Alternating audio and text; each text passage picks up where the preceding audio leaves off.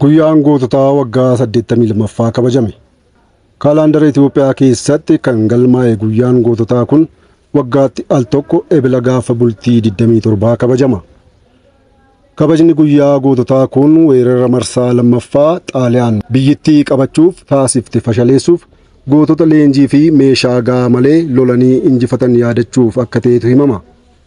Ministeerri muummee Itoophiyaa Dr. Abiy Ahmad kabaja yaadannoo guyyichaa ilaalchisuun ibsa gama miidiyaa hawaasummaatiin har'a baasaniin biyyi keenya guyyaa bilisummaa itti argatte osoo hin taane guyyaa bilisummaa ishee itti tikfatte yaadachaa jirti jechuun ibsan. Yaadannoo fi kabajni guyyichaa bakka pirezidantiin Itoophiyaa Saalawarqi Zawudee argamanitti Finfinnee naannoo bakka ka'umsa lola yerosii ta'uun himamu Daalattiitti kabajame. Haa ta'u malee gootota Itoophiyaa deeggarsa Ingiliziitiin Xaaliyaanii kan injifatan sadaasa gaafa 28 yoo ta'u guyyaa goototaa jedhamee kan kabajamu garuu ebila 27. Xaaliyaan weerara marsaa lammaffaa kanaan bara 1928 hanga bara 1938tti Itoophiyaa koloniin bitteetti. Ebilli 27 guyyaa gootonni Itoophiyaa Xaaliyaan injifatan osoo hin taane guyyaa Haayile Sillaaseen biyyatti baqatee waggaa 5 ture Ingilizirraa biyyatti deebi'edha. Guyyaan goototaa Itoophiyaa kun hanga mootummaan Addawaawii bara 1983 aangootti dhufetti yeroo dargiin aangoorra ture gaafa sadaasa 28 kabajamaa turuun isaanii yaadatama.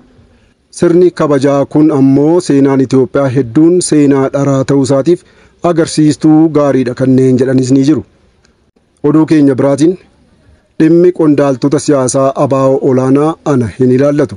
Qajeelcha poolisii magaalaa Dukam.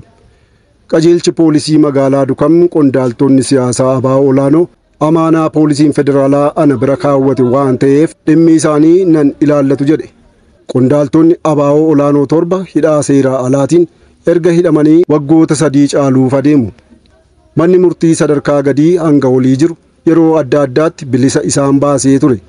Ta'us koomishiniin poolisii Oromiyaa balbala mana murtii irraa butuutiin hanga mana hidhaa namni isaan dubbisuu hin dandeenye keessatti isaan hidhuutiin sarbamiinsa mirgaa irratti raawwateera.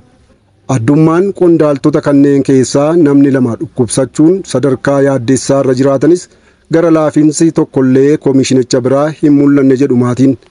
Torban darbe keessa mana hidhaa waggoota 2 keessatti hidhaman irraa butamuun bakka buuteen isaanii dhabamsiifamuu gaafatamaan quunnamtii hawaasaa ABO beeksisee ture. Boordiin filannoo biyyaalessaa Itoophiyaas gochicha balaaleffachuun gidduu seenuuf yaaleera. Ergasii qondaaltonni kunneen qajeelcha poolisii magaalaa Dukamitti geeffamuu isaaniitu dhaga'ame. Ega bakkicha jiraachuun isaanii mirkanaa'e booda dhaabnii fi dhaabbileen mirga namoomaa sababa hidhamuu jaraa qajeelchicha gaafatanii turan. Deebiin qajeelcha poolisii magaalaa Dukamis hidhamtoonni kun amaanaa poolisii federaalaati waan ta'eef waa'ee isaanii murtii kamuu kennuu akka hin dandeenyedha kan inni ifoomse. Qondaaltonni ABO kunneen kan akka obbo Abdii Raggaasaa, Mikaa'el Booran, Kennasaa Ayyaanaa fi Lammii Beenyaafaa mana murtii kan dhiyaatan akka lakkoobsa Itoophiyaatti bara 2013 ji'a gannaa keessa ture. Oduu keenya biraatiin Koongiresiin Federaalaa Oromoo yaa'ii walakkaa waggaa koree giddugaleessaa waliin adeemsisuu eegale. Yaa'iin walakkaa waggaa kun waajjira muummichaa KFO Finfinnee naannoo Meeksikootti adeemsifamaa jira.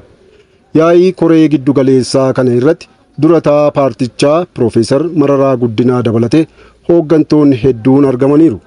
Haa ta'u malee itti aanaa paartichaa obbo Baqqalaa Garbaa fi itti aanaa durataa KFO kan ta'an obbo Jawaar Mohammad yaa'ii koree giddugaleessaa kana keessatti hin argamne.